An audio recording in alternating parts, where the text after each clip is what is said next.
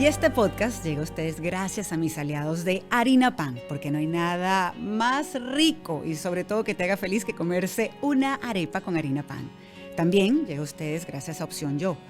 Es el momento de trabajar en ti para realmente lograr esa felicidad que tanto anhelas. Y por supuesto este estudio maravilloso de Gravity. Si les parece, comenzamos. Bienvenidos a Elijo Ser Feliz, el podcast donde hablaremos de la montaña rusa de emociones que es la vida, de los cambios y cómo enfrentarlos. Aquí conoceremos historias y descubriremos herramientas que nos ayudarán a trabajar en estar mejor, en tener paz mental y bienestar emocional.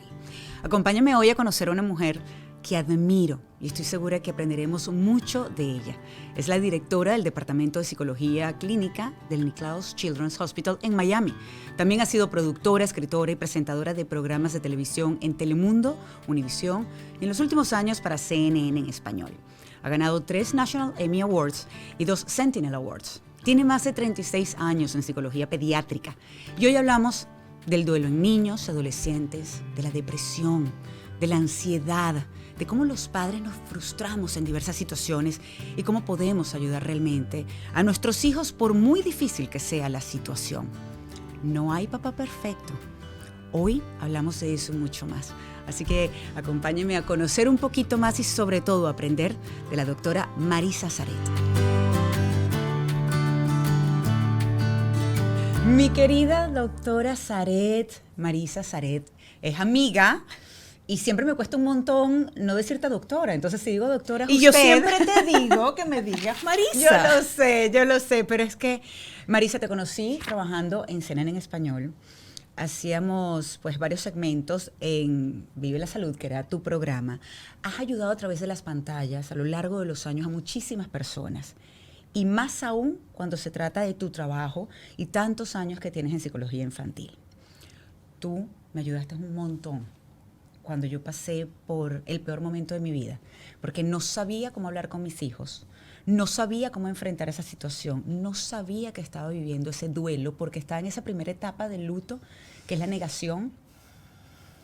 ¿Qué podemos decirle a una familia que está enfrentando la pérdida de un ser querido? ¿Qué va a pasar? ¿Qué van a sentir? ¿Cómo pueden enfrentar eso? Algo que yo hablé contigo, lo hablamos muchas veces, en la silla que yo tenía en la oficina que se llamaba Consuelo. Sí, así se llamaba, es verdad. Todos nos sentábamos allí. Que todos los compañeros le pusieron el nombre a la silla Consuelo y a veces llamaban y decían, Marisa, Consuelo está ocupada. Sí, es verdad. Pero volviendo al tema que me preguntas, y yo creo que tú lo has mencionado ya varias veces, es cada uno vive el duelo de una forma diferente. Y son tantos factores a considerar. En tu caso fue muy específico, muy especial, muy duro por las circunstancias que viviste, pero factores culturales, factores de la edad, factores de la etapa en la vida en la que estás viviendo. Entonces yo siempre lo que le digo a las familias es, no te pongas de que tengo que pasar. A veces me llaman y me dicen, llevo 6 meses llorando. Y digo yo, bueno, a lo mejor tienes que pasar otros 6 meses. Claro, yo pasé... O sea, no te atormentes por el hecho de que percibes que no estás caminando como el resto o como nuestra cultura. O como creen, porque la realidad es que yo me convertí en la mejor actriz de este mundo para tratar de hacer mi trabajo lo mejor posible y para que las demás personas no vieran lo destruida que estaba. En una de esas tantas veces que recurrí a ti estando en CNN, en el trabajo, en un pequeño break que quizás teníamos, recuerdo sentarme y decirte, Dios mío, doctora, ¿hasta cuándo voy a llorar? Lloraba todos los días, tenía 1 año y medio llorando todos los días. La gente no lo sabía. Claro. La gente pensaba que ya yo estaba mucho mejor. Y sí, había hecho pasos muy cortos, muy pequeños, para tratar de ir poco a poco hacia adelante, retrocedía y volvía. ¿Qué debemos hacer, por ejemplo, cuando se trata de un padre o madre que ha perdido a su pareja, el papá de sus hijos? Correcto. A mí me tocó muy duro y hay una pregunta que me hizo una amiga, porque a ella le pasó algo parecido. Su papá murió de una forma repentina igual, y ella se tuvo que encargar no solamente de todo ese proceso, sino inclusive de su casa, de su hermano, de su mamá, porque su mamá se perdió en el dolor. ¿Cómo hacer para no perderse en el dolor? Yo no sé si nos perdemos en el dolor en realidad, y yo creo que la forma más fácil de explicar lo que es esa pérdida, y yo en el hospital he lidiado mucho en el otro sentido, padres que pierden a hijos. Claro, también muy duro. Esa tiene que ser una herida casi mortal, yo lo he comentado muchas veces. O sea que lo he vivido muchas veces desde el otro ángulo, pero yo lo que invito a las familias, en primer lugar, el hueco siempre queda. Vamos a estar claros. Claro. El hueco siempre queda.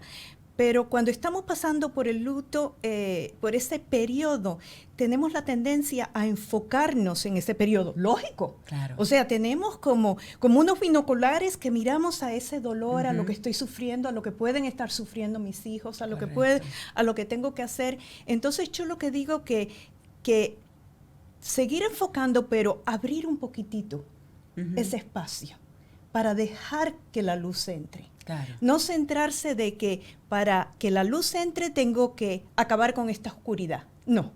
Claro. Sino vamos a abrir ese espacio para dejar que la luz poco a poco vaya entrando. Vamos a observar, quizás, a ver a nuestro alrededor que hay cosas bonitas que todavía están pasando, que y pueden estar cuesta pasando. trabajo. Claro. Cuesta muchísimo trabajo y tenemos que tener mucho cuidado. Yo creo que las personas, y tú me lo puedes aclarar mejor que cualquier otra persona, que están pasando por ese proceso, a veces pueden decir, pero ¿qué sabes tú de lo que yo estoy sintiendo? Sí. No me vengas con cuento. Sí.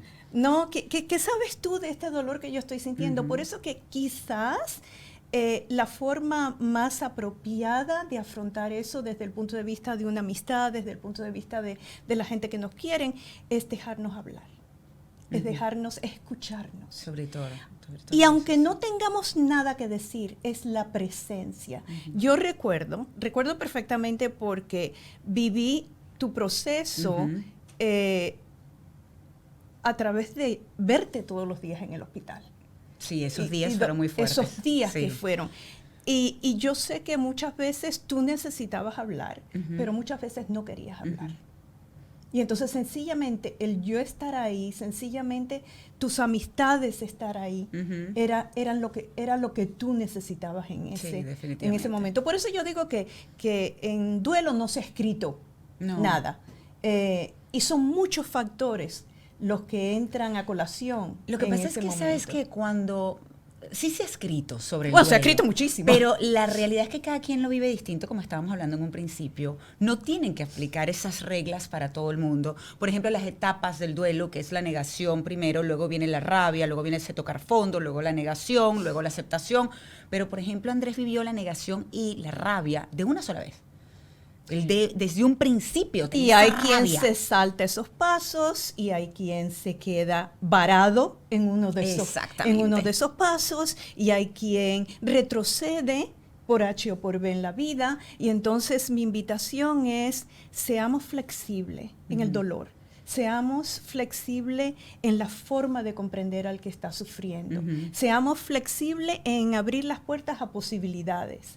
Porque esa luz viene por diferentes caminos. Así es. Y viene por diferentes caminos para ti, diferentes caminos para tu hijo, para tu niña. O sea, que seamos flexibles. Sí, hay algo que yo he escuchado, como te mencionaba, de las mamás que han sufrido, de los padres que han sufrido la pérdida de hijos, es que hay tantas formas de vivir ese duelo. Claro. Hay tantas formas de honrar a ese ser querido. Sí. Hay tantas formas de abrir las puertas a un mañana donde ese ser querido va a continuar en nuestras vidas, pero de una forma quizás diferente, de una forma linda, de una forma que nos abre las puertas a un futuro completamente diferente. Que en el momento del dolor, porque además sucede, sobre todo cuando está muy reciente, no lo ves. Pero yo lo hablo en mi libro y sobre todo en la conferencia, hablo de esa resignificación, del pasado. Es comenzar a ver lo bonito, la oportunidad de haber conocido a esa persona, de compartir con esa persona por muy poco tiempo que creas que haya sido, porque de verdad es muy poco tiempo, sobre todo en el caso de un hijo, ni hablar, porque en teoría deberían morir primero los padres. Pero es tratar de enfocarse más en esos momentos vividos no quiere decir que ese vacío, ese hueco vaya a desaparecer. Yo hablo cuando me dicen, bueno, pero ya tú superaste la muerte. No, ya vamos a ver una cosa. Yo superé el vivir con dolor todos los días de mi vida. Eso sí lo superé. Pero a él, como persona, a Ismael, alguien que fue mi amor por cerca de 26 años, que pues por supuesto siempre estará con nosotros, de alguna manera va a seguir, no es como que pasas la página y ya está. Entonces hay algo también que aprendí con todo este proceso y me parece maravilloso, es muy bonito la comparación quizás, que es el kintsugi, es el arte centenario japonés de reparar con oro piezas rotas. Entonces, le das a esta pieza que está destrozada, que es lo que pasa, como uno se siente después de la muerte de un ser querido, le das vida nuevamente. Inclusive le puedes dar belleza, porque estás resignificando precisamente esto que sucedió para tratar de ser algo más bonito. ¿Más bonito cómo? O que se vea más bonito. Hay personas que crean fundaciones. Claro, un porqué. Por ejemplo, un porqué. Tienen un porqué. Tienen un para qué. Vamos a que esto haya servido para algo, sirvió para algo. Me duele horrible y fue espantoso. Vamos a hacer algo. Yo hablo del duelo precisamente porque sé que no se habla lo suficiente. Y para que sepan que somos más personas las que hemos pasado por eso, que no están solos. ¿Sabe una cosa que yo también he visto y que a veces me preocupa de las familias? Porque un miedo que tienen muchas personas, y estoy casi segura de que tú lo has vivido, y quizás tus hijos lo viven por etapas, es, tengo terror de olvidarlo. Sí, lo hablé con mis hijos precisamente. Tengo terror de olvidarlo. Y este miedo, y es lo que hasta cierto punto lo que tú estabas mencionando, que no es olvidarlo, es redefinirlo. Correcto. Es vestirlo nuevamente. Uh-huh. Es con otros matices uh-huh. que le dan esa luz a la vida de la familia que tanto necesitamos. Pero ese terror también es una de las facetas que pasan muchas personas, uh-huh. de que se me ha olvidado el tono de voz, se me ha olvidado el olor, se me ha olvidado, tengo miedo de que se me olvide. Y quizás por eso se aferran más. Correcto. Andrés le hice esa pregunta a Miranda y él dijo, sí me da miedo, pero sé que no va a pasar. Entonces comenzamos más bien a recordar en ese momento momentos con su papá, no de que hayamos vivido nosotros, que son importantes y lo sabemos, pero momentos con su papá. Y esto me lleva a unos días terribles, unas horas terribles, y sobre todo ese momento cuando me tocó decirle a mis hijos que había llegado el momento de despedirse para siempre de su papá, físicamente, porque va a estar con nosotros de alguna otra manera. Y recuerdo también que yo fui a ti para preguntarte cómo le digo a la mamá de Ismael, porque estaba perdiendo a su hijo. La única madre que estaba perdiendo a su hijo en ese momento era ella. ¿Cómo se comunica, o quién debería comunicar sobre todo, una noticia tan terrible y tan desgarradora? Indudablemente te diría yo que nunca los médicos. Uh-huh. Ellos pueden ser un apoyo, uh-huh. y hay muy buenos doctores, claro. Indudablemente, que tienen esa sensibilidad, que tienen esa habilidad. De la forma que yo particularmente, cuando un padre, por ejemplo, tiene que darle una noticia a un hijo, uh-huh. yo apoyo a ese papá, claro. Pero yo quiero que sea ese papá el que dé esa noticia. Uh-huh. O sea, indudablemente es mucho mejor que sea un familiar. Uh-huh. Indudablemente es mucho mejor que sea una persona que tú estás familiarizada con esa persona, que sea una persona que tú sientes que puede tener esa simpatía, esa empatía, que puede sentir ese amor. Exactamente. Indudablemente, Mariale, todas las circunstancias son diferentes. Uh-huh. Tú lo mencionaste anteriormente, todos los duelos son diferentes. Hay niños que, por ejemplo, y yo creo que tú me preguntaste hace esto poco también. Por algo que estoy escribiendo. Por unos niños que cuando son pequeñitos, y los padres se asustan también porque dice, el papá murió, y se lo dije a mi niño de 6, 7 años, y dijo, ok, exacto. Puedo jugar con mi vecinito. Uh-huh. Entonces, el dolor de esa mamá, por ejemplo, uh-huh. es horrible, y entonces tengo yo que ahí venir y decir, es normal. Uh-huh. Es normal. Los niños tienen esa capacidad de negar porque emocionalmente es tan fuerte que ellos no pueden caminar. Y también el concepto de muerte, uh-huh. que los niños no captan ese concepto de la finalidad de la muerte hasta que no tienen 6 años, algunos hasta que no tienen 7 años, todo depende del desarrollo emocional e intelectual del niño. De hecho, me comentaste que podían volver a preguntar por esa persona cuando vienen. Porque no es que un día tú te despiertas y ya yo comprendo que la muerte es final, es algo final. No, me despierto y abuelita no está, sí, ya yo sé que abuelita se fue y no viene más, pero al día siguiente, ¿y abuelita cuándo viene? Claro. O sea, es un concepto. Qué duro para el padre, para la madre, que tiene que contestar nuevamente lo esto. Interpretan muchos papás, y eso sí yo tengo que enfatizar, como que, ay, mi hijo como que no tiene sentimientos. No. No es eso, claro. El problema, cuando uno pierda a un ser querido, como es un papá, y tú lo vas a vivir y seguir viviendo con tus hijos, cuando es un papá, por ejemplo, esa pérdida la tienen que reevaluar, redefinir. El día que Miranda se gradúe. Sí, bueno, cuando se graduó Andrés, créeme que lloré horrores. Por eso, el día que vaya a casarse, el día que tenga su hijo, o sea, son conceptos que para los muchachos es una y otra vez, y otra vez. Y sabes qué, yo creo, y me hiciste recordar, por ejemplo, con esto, algo que pasó con el esposo de una amiga. Se iba a casar la hija y él estaba tan molesto por otras cosas que estaban pasando previo, los días del matrimonio. Y ella me estaba comentando y le digo, mira, por favor, dile que no sea tonto, que aproveche este momento con su hija, porque mi hija no lo va a tener. Sí. No va a tener a su papá. Y en teoría uno se casa una sola vez en la vida, lo que quiere decir que tu hija quiere tener a su papá apoyándola en un día tan especial como ese. Entonces, dile que no se queden tonterías. Lamentablemente nos quedamos en tonterías muchas veces. Eso lo he aprendido con el tiempo y con este golpe tan duro, aunque hay personas que no aprenden, eso también lo hemos hablado. Pero yo de verdad que a veces me cuesta, sobre todo porque vengo desde la pérdida, de un dolor tan grande, entender cómo otras personas no se dan cuenta de esos momentos tan especiales. Pero ojo, entiendo también que es porque quizás como no han vivido una pérdida así, no aprecian lo suficiente. A mí cada vez que me preguntan qué ha cambiado en mi vida, sobre todo es la concientización de cada momento, es agradecer mucho más los momentos, inclusive los que hemos tenido como familia porque nos han fortalecido. Y a este punto voy. Con mis hijos, los dos reaccionaron completamente distintos. Les tocó en una edad muy fuerte donde era la adolescencia, comenzando la adolescencia. Miranda con 12 años, Andrés recién 12 días de haber cumplido 15 años. Las hormonas se alborotaron y te consta, yo también muchas veces llegaba a ti desesperada. Como amiga me ayudaste muchísimo, pero además tienes pues la experiencia de tantos años, porque Andrés se llenó de rabia. ¿Cómo enfrentar ser padres y madres de adolescentes que han pasado por una pérdida tan terrible? ¿Cómo poderlos ayudar sobre todo eso? Porque uno quisiera evitar que ellos sientan ese dolor, pero es imposible. Imposible. ¿Cuántas veces te decía yo paciencia, Mariale? Paciencia. Y todavía me lo dice. Paciencia, Mariale. Sí.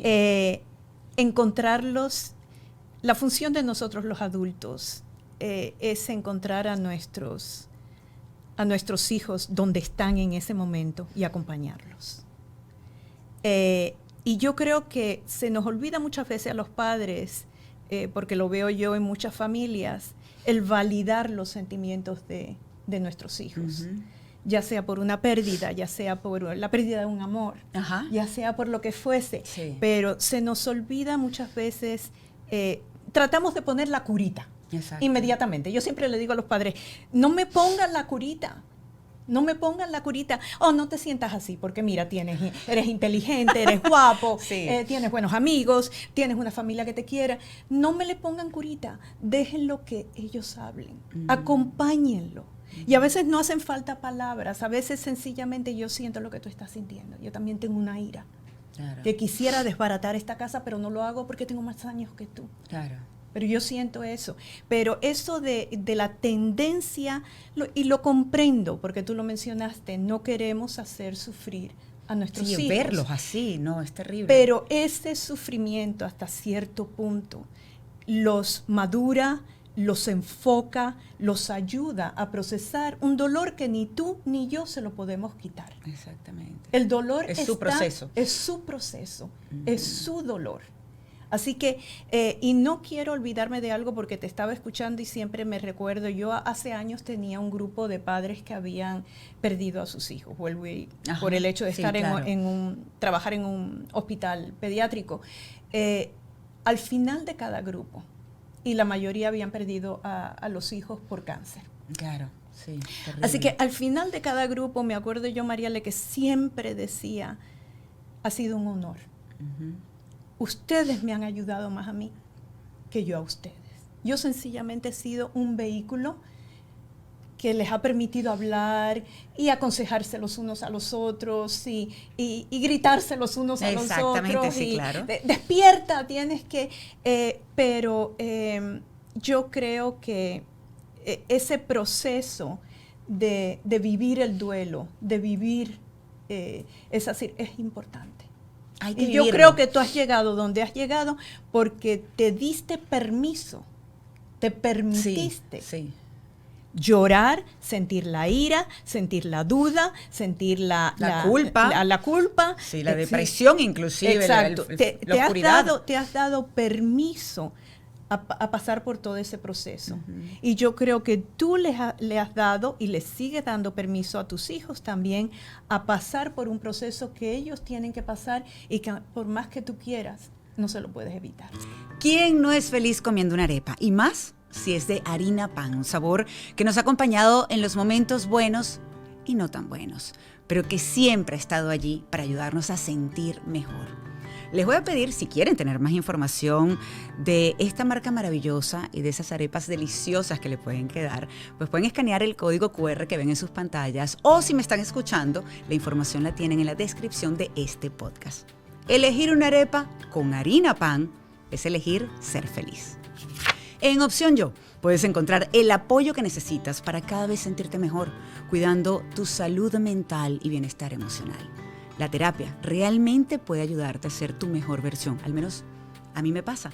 Yo estoy con Opción Yo y créanme que me ayudan. Si quieren tener más información, pueden escanear el código QR que están viendo en sus pantallas, pero de igual manera, si me están escuchando en cualquiera de las otras plataformas, en la descripción de este podcast tienes el link que te va a llevar a que puedas hacer todas las preguntas que necesitas. Ellos están allí precisamente para ayudarte. A que puedas trabajar en ti, a elegir ser feliz, a lograr ser tu mejor versión. Y lo puedes lograr, sí, con Opción Yo. Y renta un espacio audiovisual ideal. Yo grabo en Gravity, como se pueden dar cuenta, quienes son un one-stop studio, un espacio donde no tienes que preocuparte para nada y por nada, ya que ellos cuentan con todo, desde backdrops, iluminación, salas de espera, el maquillaje y todo lo que puedas necesitar en tu sesión de fotos, video, podcast, creación de contenido y mucho más. Visita su página web gravity.com o síguelos también en sus redes sociales @gravity para conocer más sobre sus servicios. ¿Sabes qué? Es que este tema del duelo uno no sabe cómo manejarlo cuando recién sucede. Y yo recuerdo que por momentos yo trataba de poner capas y distracción encima de ese dolor hasta que me di cuenta, y lo hablamos también, que no había manera, no había atajo. La única forma que yo comenzara a sanar, a vivir nuevamente, no desde el dolor, sino vivir a plenitud, porque estaba viva, era atravesando ese dolor, era permitiéndome atravesar ese dolor, era conectar con ese dolor, por mucho que pareciera que me fuera a desgarrar por dentro, que me fuera a destrozar por completo, para que también pudiera en ese proceso, y eso me lo recordó un amanecer. Yo digo que uno tiene que abrir los ojos y tiene que observar lo que está a su alrededor, porque ese amanecer me recordó que había una luz, que podía entrar una luz, que había cosas bonitas por las que vivir, que hasta el café, o cuando tengo sed, ese sorbo de agua, o el café que disfruto, es un rayito de luz que puedo dejar que entre. Pero en el proceso es muy difícil. Bueno, tú has mencionado algo que yo también recuerdo haberlo conversado contigo, y es el túnel. Ese túnel negro hay que pasarlo. Hay que pasarlo. O sea, ese túnel negro no le puedes ir por alrededor, por un lado, por arriba, por lo que sea. Ese túnel, y lo que yo le digo a muchas familias es: no tengan miedo, no tengan miedo. El concepto aterroriza, pero claro, no tengan miedo de pasar por ese túnel, porque el rayito de luz va a venir de un lado, de otro, y a veces es completamente inesperado. Y yo creo que en tu caso fue completamente inesperado. Totalmente inesperado. O sea, ese rayito de luz, esa esperanza, estoy viva. Exactamente. Es el darte cuenta que estás vivo a pesar de todo lo que has pasado. Estoy viva, tengo gente que me quiere, tengo unos hijos que adoro, que tengo que ayudar a seguir adelante. O sea, esa lucecita puede venir de muchas formas. Inclusive lo que dijiste, honrar a esa persona que se fue siguiendo adelante. Lo he comentado muchas veces, cuando tú quieres a alguien, lo quieres bien, lo quieres feliz. Así ya no estés en este plano, en la tierra, como lo quieran llamar, lo quieres bien, lo quieres feliz. En eso que estábamos hablando de cómo ayudar, por ejemplo, a los niños o a los adolescentes, en ese proceso, me comentaste que, por ejemplo, los niños si no quieren hablar, o a los adolescentes, en el caso de los niños, sirve el dibujar. Tratar de canalizarlo de alguna forma. Los niños se comunican a través del arte. Los niños, mira, algo que yo hago a veces con los niños es, le digo, tráiganme una cajita. Y entonces en esa cajita vamos a poner todos esos recuerdos que tú tienes de papá. Y entonces traen fotos y traen el llavero y traen lo que sea. Y entonces esa es la cajita mágica. Esa es tu cajita. Porque no es la de tu hermano, claro, no es la de... Bonito. Esa es tu cajita. Con otros niños a lo mejor digo, bueno, ¿cuál es tu color? ¿Cuál era el color favorito de papi? El amarillo. Bueno, pues vamos a traer balloons, globos amarillos. Y vamos a poner, ¿qué cosas decía tu papá? ¡Ay, ya estoy cansado! Oh, sí. ¿Qué hay de comer hoy? Y los niños tienen unas memorias increíbles. Entonces lo escribimos todo y en cada globo metemos un papelito de eso. Claro. Y entonces ellos deciden qué días van a dejar esos globos. O sea, son pequeños procesos que ayudan a las familias a sanar, manteniendo el recuerdo, la imagen, honrando a esa persona que ya no está con ellos. Y eso me parece tan importante porque, por ejemplo, en el caso de Andrés, que él tuvo más esa rabia, Miranda, pues estaba muy, muy triste, muy pequeñita. Yo digo que ella de verdad, a veces me daba tanto dolor verla así. Pero en el caso de Andrés se juntaba con rabia. Y muchas veces lo que pasó fue que se negaba a hablar de su papá. No quería hablar de su papá. Era una forma de defensa. En un momento recuerdo que me dijo, es que yo no tengo papá. Le dije, sí tienes papá. Tienes y siempre vas a tener papá. No está físicamente contigo, pero yo quiero que tú, por favor, el día de mañana le puedas hablar a tus hijos de tu papá, a tu novia, a tu esposa de tu papá. Tú tienes papá y toda la vida vas a tener papá. Que fue precisamente cuando le dije y lo obligué en aquel momento a ir a terapia. Todavía él está ahí medio con la terapia, pero definitivamente yo creo que ayuda a la terapia. Indudable, pero tienes que estar listo para la terapia. Sí, eso también. Tienen que estar listos para la terapia en ese sentido de empezar a abrirla con los varones. En nuestra cultura, y lo tengo que decir porque lo veo constantemente, en nuestra cultura hispana, en todos nuestros países, está el concepto de que ahora tú eres el hombre de la familia. Sí, no. Ojo. Eso traté de que no... Ahora, no pero pasara. Pero o sea, que muchísimo, no tuviera ese concepto. Pero pasa muchísimo. Claro, no es su responsabilidad. Y a lo mejor no lo dices tú, pero lo dicen las amistades, lo dicen los vecinos, lo dicen los otros familiares. Se lo decía su papá cada vez que él se iba de viaje, porque de su manera piloto, y cada vez que se iba de viaje le decía, tú eres ahora el encargado, el hombre de la casa. Y yo, no le digas eso, no entonces, es su responsabilidad. Ese peso que parece tonto, que parece que, no, pero él comprende que él no es el hombre de la casa, no, esa cosa de que ahora cae una responsabilidad para la que yo no estoy preparado emocionalmente, intelectualmente, no estoy preparado y eso da terror y entonces tienden a encogerse, tienden a utilizar ira, o sea, son pequeñas cositas de nuestra cultura que estamos aprendiendo, claro, que poco a poco nos estamos dando cuenta, igual que el hablar del ser querido. Exactamente. O sea, el ser que ya no está es como que si no hablara, que lo guardamos en un cajón. Exacto, no. Eso no, o sea, no. Vamos a guardarlo en un cajón. No. Vamos a sacarlo. No tiene que ser necesariamente el foco de nuestras vidas, porque nadie debe de ser el foco de una vida. Tú debes ser el foco de tu vida. Porque dependen de ti muchas personas y porque tú eres el pilar de una familia, etcétera, etcétera. Pero en realidad ese concepto de que no le voy a mencionar a su papá porque va a sufrir, le voy a crear dolor, o no te voy a hablar de ese familiar que has perdido porque... No. Yo con eso no estaba de acuerdo. Nosotros hablamos. No. Y gracias a Dios Miranda sí fue muy abierta y veíamos videos de él y veíamos fotos, sí nos dolía, evidentemente. Pero entendíamos que era una manera de recordarlo, de honrarlo, y además es eso, de saber que siempre va a estar en nuestras vidas. Pero, por ejemplo, y vuelvo a la terapia, fíjate que yo creo que también pasa algo, que es que creemos que podemos solos, que somos fuertes, que somos suficientemente fuertes y podemos solos, y que la sociedad a lo mejor alguien va a pensar... Bueno, y que todo se que resuelve no en estoy familia. bien, y que todo sí, pero no, fíjate, ojo, yo pasé 1 año y medio antes de ir a terapia y fueron mis hijos. Yo recuerdo. Sí, yo a ellos sí los obligué y yo no fui, porque yo pensaba que yo Y podía ellos sola. decían, pero mami tiene que ir. Tiene que ir, y terminé yendo porque de verdad me dijeron, mamá, tú tienes mucho aquí adentro. Y aunque no me gustó mi terapeuta, esa inicial, yo me obligué. Y traté de hacer el trabajo. Y de hecho, gracias a que hice ese trabajo, pude hacer ya por mi parte el resto del trabajo. Y pude, de verdad, yo creo que en ese momento terminar de sanar y volver a sonreír desde el corazón. Y qué bonito. Retomé la terapia. Me encanta mi terapeuta, por supuesto. Pero yo lo hablaba con mis hijos y lo he hablado con otras amigas. Que a veces pensamos que podemos solas o que podemos solos en el caso de los hombres, y resulta que la terapia te puede ayudar a muchas cosas, a pasar procesos de duelo, por ejemplo, a cuando eres mamá y no sabes cómo ayudar a tus hijos con la ansiedad, con la depresión, por ejemplo, terapia con la salud ayuda, mental. y no, obviamente lo tengo que decir yo, claro, sí. Pero terapia ayuda también compartir la experiencia con otras personas que han vivido la misma experiencia. Sí. Las amistades ayudan, y yo sé que tú tienes excelente amiga. Mi gente luminosa, como tú, que eres gente, parte de mi gente luminosa. Que yo las vi como te acompañaron y, o sea, todo. Sí. Señores, no estamos solos en este mundo. Estamos solos. No estamos solos en este mundo.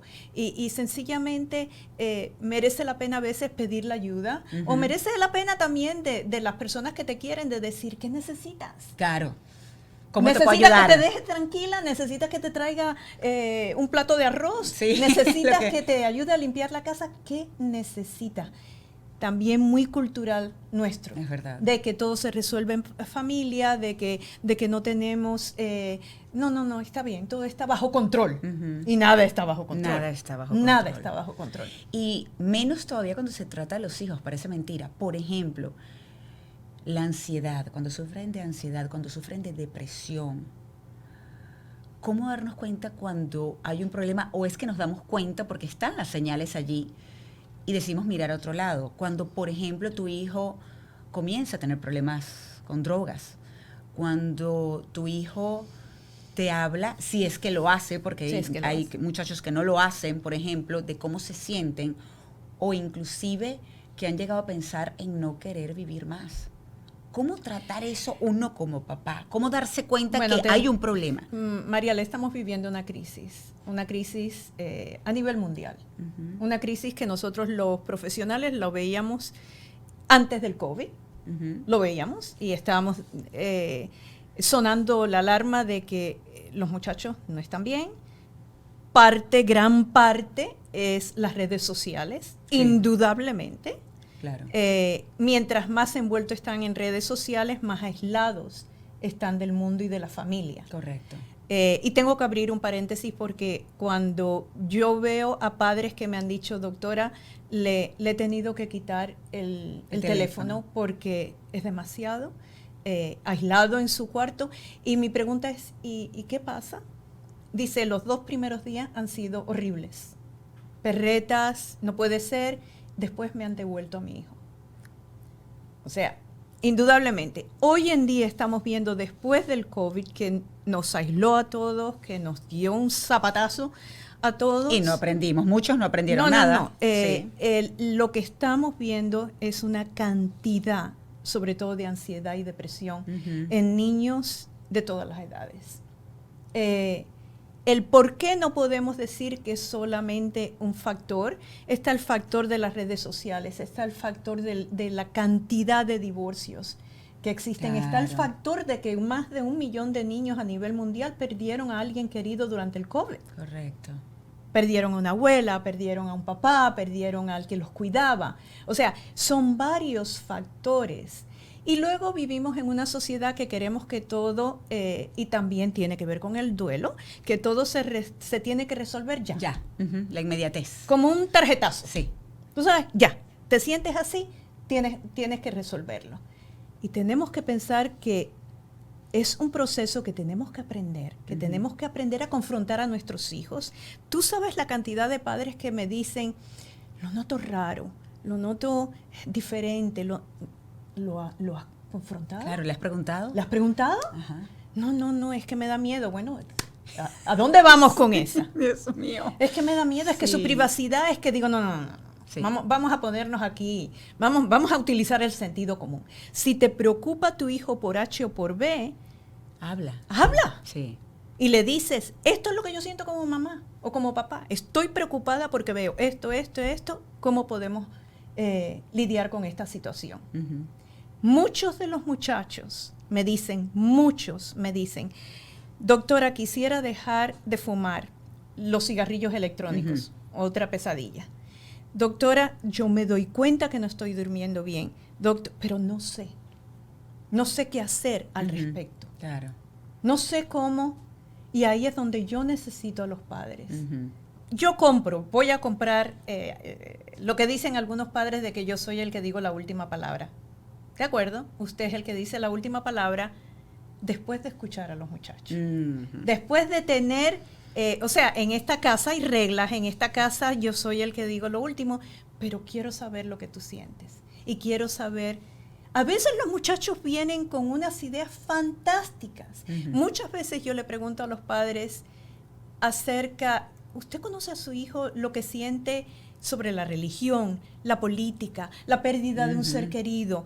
Porque su niño tiene ideas interesantísimas. Claro, que las habla con sus médicos o con que los cercanos y no con sus padres. Usted se ha enterado de que su hijo tiene unos conceptos acerca de la muerte, acerca del dolor, acerca de las decepciones, acerca del amor, acerca de todo eso, que yo me siento orgullosa, me siento honrada de que él se esté comunicando conmigo en esa forma. Pero ustedes, ¿lo han escuchado? Uh-huh. ¿Qué? ¿Cómo? ¿No? Yo solo le preguntaba, yo escucho nada más si acabó la tarea o no acabó la tarea. Así que la invitación es, los muchachos, ahora las familias, Mariale, estamos muy aisladas. Uh-huh. En muchos de nuestros países está el concepto de la familia extendida, que si el niño no tiene mamá y papá con quien hablar por H o por B, que puede ir a la abuela o a la tía María pero en una sociedad donde cada vez nos movemos más, donde creo que el otro día leí una estadística que alrededor de aquí en los Estados Unidos nos mudamos 7 veces. Entonces no creamos esas raíces, no tenemos porque muchos nos acordamos, quizás yo me acuerdo mucho lo que decía la mamá de mi amiga, de mi mejor amiga en España. Ella era como mi segunda mamá. Uh-huh. A veces cuando yo tenía conflicto con mi madre, iba a donde ella. Era mi familia extendida. Uh-huh. Y tenemos que darnos cuenta que estamos bastante aislados. Entonces los muchachos que están muy aislados, y los adultos también. Hay un concepto de agotamiento que también quiero llevarlo a colación porque tiene mucho que ver con lo que estás hablando. El concepto de estar agotado, burned out, uh-huh, de agotamiento, surgió en los 80s y se refería a los padres de niños con enfermedades crónicas. Sí, iba a preguntar eso porque eso es otro tipo de duelo. Cuando te dicen que tu hijo tiene una enfermedad. Exacto. Ese tipo de agotamiento, de burnt out, surgió en los 80, padres con niños en el espectro autista, padres con niños que necesitan ayuda a las 24 horas del día, que son muchísimos esos padres. Ese concepto vino con esas familias que están agotadas. Y después saltó a lo que es los médicos durante el COVID. Claro, el agotamiento, el burnt out de las enfermeras, de los doctores, de todo el cuerpo de salud. Y entonces de ahí saltó a los padres, a la población en general. Uh-huh. Los padres que tienen que trabajar, que no ganan lo suficiente, que tienen que llegar a casa, que tienen que lidiar con la tarea, hacer la comida. O sea, llega un momento, entonces tú hablas con esos padres y están agotados. No les queda ni siquiera ganas, tiempo, de nada, ni la intención de sentarse a hablar con sus hijos. Entonces las madres generalmente son más abiertas a decir, estoy burnt out, estoy agotada, uh-huh, estoy deprimida, uh-huh, estoy triste. Hay días donde sí. Estoy por los suelos. El hombre tiene la tendencia a... Yo deprimido, ni hablar. Sí. Pero, eso es un truquito que yo he aprendido a través de los años. Si uno le pregunta, dígame su nivel de estrés. No le pregunto de Del ansiedad. día de trabajo, de ansiedad, ni nada. Dígame Estrés. su nivel de estrés del 1 al 10. Ay, doctora, 20. Sí. Y están dispuestos, bajo el concepto de estrés, están dispuestos a explorar un poquitito. Hablar. No bajo el concepto de ansiedad, sino el de estrés. Ni de Fíjate, depresión. Ni de depresión, mucho menos. Recuerda Claro. culturalmente, y aunque hemos avanzado inmensamente, hay ciertas, está esa connotación del shrink, del Ajá, psicólogo, del psicólogo. que te Que es va... sinónimo de loco y resulta que no. Sí, de sí, estar no estoy loco. Resulta que Doctor, exactamente. Yo no estoy loca, doctora. Yo no estoy Es que no loco. hace falta estar loco para ir a terapia, esa Exacto, es la verdad. exacto. Ahora, fíjate que me recordaste algo que leí, por cierto, en tu Instagram, que dice, antes de curar a alguien, pregúntale si está dispuesto a renunciar a las cosas que lo enfermaron. Hipócrates. ¿Verdad que es lindo? Esto es increíble. ¿Verdad Porque que es verdad, porque qué difícil es renunciar a lo que tú sabes que te enfermó, que te causa ese estrés. Bueno, parte de lo que es el concepto de psicología y de cuando yo tengo una reunión con una familia, yo siempre pregunto, estos son los síntomas, ¿qué está manteniendo estos síntomas? Exactamente. ¿Qué está manteniendo esa ira, esa frustración, ese estrés, esa depresión? ¿Qué está pasando? Porque también está el concepto de las dinámicas familiares, de que muchas personas, yo por cierto, cuando viene un adolescente con una situación, un problema, yo siempre miro la dinámica de la familia. Él es el paciente identificado, pero ¿qué está pasando detrás de las cortinas? Correcto. ¿Qué es lo que está manteniendo ese nivel de ansiedad, de ira, de lo que sea? Y por eso, y el otro componente que tú mencionabas anteriormente, que hablamos las dos, es, ¿estás dispuesto a dejar? Claro, exacto. ¿Estás dispuesto a caminar? Porque lo único que yo puedo hacer, Mariale, es acompañarte. Yo no puedo tirar de ti, yo no puedo empujarte. Y lo no único puedes- que yo puedo hacer es acompañarte. Y no puedes cambiar a nadie. Las personas cambian, y lo he comentado, lo digo en mi libro y lo he dicho muchas veces, las personas, y porque me di cuenta, las personas cambian porque quieren cambiar, porque se obligan a cambiar, a trabajar en esos patrones que te enfermaron en primera instancia, que te hacen daño. Y que no te das cuenta a veces. No te das cuenta Y que son muchas patrones veces. que están que es un engranaje de tu vida, de tu familia, que han sido heredados y no Claro, te das cuenta. Porque sabes que tendemos a pensar los padres que los hijos son los únicos que pueden aprender de nosotros. Y resulta que nosotros como padres podemos aprender mucho de ellos si los escuchamos. Has tocado un tema que me fascina a mí. Y es así. El hecho de, y yo lo hago con mis hijos, mis dos hijos que ya son adultos, uno de ellos es papá, y no me canso de decirles, es un honor ser tu mamá, y lo que yo he aprendido como mujer, como madre, como ser humano, como profesional de ustedes. Y se lo digo a mis estudiantes en el hospital. Qué bueno. A los médicos que van a ser futuros pediatras, a los estudiantes de psicología que van a ser futuros, digo, esto es una calle de doble vía. Yo aprendo de ustedes, porque ustedes viven, es una generación completamente diferente. Correcto. Ustedes traen ideas que son completamente diferentes. Así que no se crean que yo les estoy enseñando a ustedes, sino yo también estoy aprendiendo acerca de todo, del amor, de la necesidad, del dolor, del estrés, de todo la vida. Inclusive cómo mejorar como persona. Yo recuerdo mirando cuando me dijo, Ma, el corazón sigue creciendo. En un momento que yo tenía pues muchísima confusión, cuando llegó Luciano a mi vida. O cómo Andrés escucharlo, fíjate que dentro de esa rabia que en el momento tuvo y ese dolor que estaba viviendo, me decía, yo lo que quiero es que compartamos más tiempo juntos, en familia. Por momentos también no quería y pues evidentemente lo dejaba. Pero hay que escucharlos. porque a veces no los quieren decirlo, están tratando de llamar nuestra atención y si no los escuchamos realmente, si no nos sentamos a hablar, no nos damos cuenta y aprendemos con ellos. Eso, por ejemplo, el teléfono que decías, que es verdad, es válido quizás que le quites el teléfono para que nos sigan en las redes sociales, pero si hacemos actividades juntos, pasamos más tiempo juntos. Claro. Que sé que es difícil porque los adolescentes son... Es muy difícil, pero ¿quién dijo que ser padre es fácil? No, nadie. ¿Dónde está escrito? Y de eso también hay bastantes libros, pero mentira, cada quien aprende sobre la marcha. Exacto, ¿quién dijo Sí, que no está fácil. de dónde aprendemos a ser padres? Vuelvo y repito, de nuestra cultura, de nuestra familia, de nuestros amigos, de lo que leemos de vez en cuando. Entonces yo lo que he notado, y me alegro que traigas ese tema porque en cuanto al dolor, en cuanto a la pérdida, en cuanto a cualquier circunstancia en la familia, a veces yo creo que los padres tienen miedo porque sienten que tienen que ser los padres perfectos. Hay tantos libros. Sí, es verdad. Hay tantos libros que a veces es mejor tirar el libro a la basura, los libros a la basura y decir, bueno, vamos a utilizar... El tuyo no. Pero comprendes lo que te quiero decir. Porque tienes una presión de ser papá perfecto por lo que has leído y es mentira, eso no Entonces,